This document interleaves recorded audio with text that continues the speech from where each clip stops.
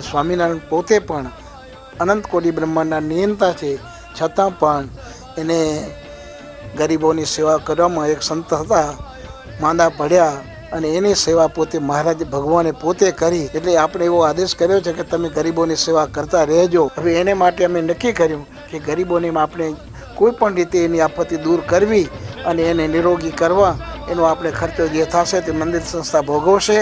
અને તેમાં પણ મોટા મોટા ઓપરેશન જેવું હશે તો એનો ખર્ચો પણ બધો સંસ્થા ભોગવશે.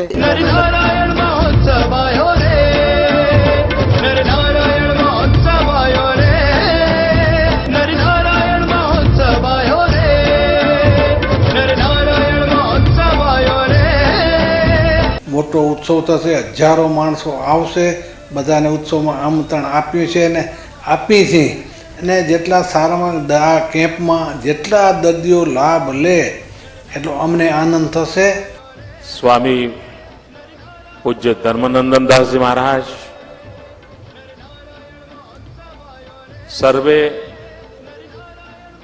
પૂજ્ય સંતગણ, આપ સ્વામિનારાયણ પરંપરાના કોઈ પણ કાર્યક્રમો જુઓ, આવી સામૂહિક ચેતનાના દર્શન થાય.